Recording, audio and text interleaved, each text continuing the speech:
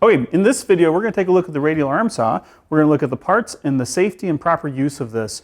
Much like the miter saw, this is going to be used for making crosscuts. We have our table here and a fence here, and anytime you make a cut on any of these tools, always down tight to the table and tight back to the fence. Back here we have our blade guard. This is going to cover over the blade, keep any sawdust from flying back at us. And of course our blade is down here. This tool can do a lot of things, but we really specifically have this set up just to make 90-degree crosscuts. It's going to be coming out, making this cut here. It's the oldest tool in the shop, and its accuracy is just not that great.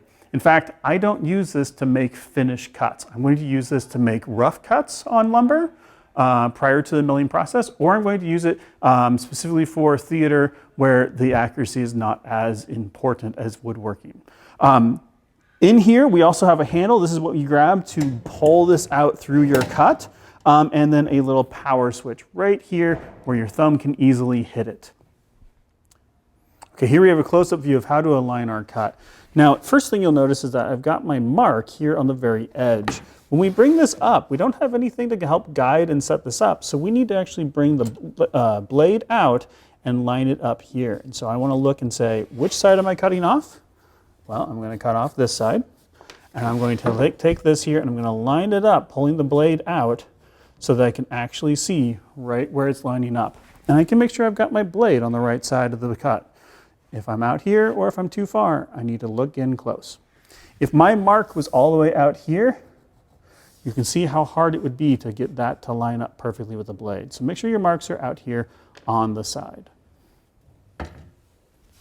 Now we've got our board all the way lined up, let's go ahead and make a cut. Now one thing to keep in mind is that as this blade spins, it's going to be rolling in this direction, and it's going to try to pull the saw through the cut ahead of where you want it to. So while the action is pulling this through, I actually prefer the term guiding.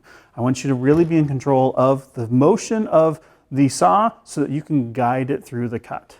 So let's go ahead and make a cut. I'm going to hold it down, make sure I'm lined up, push it back so I'm not in contact, turn it on and wait for it to get full speed, and then just pull it through and guide it through my cut.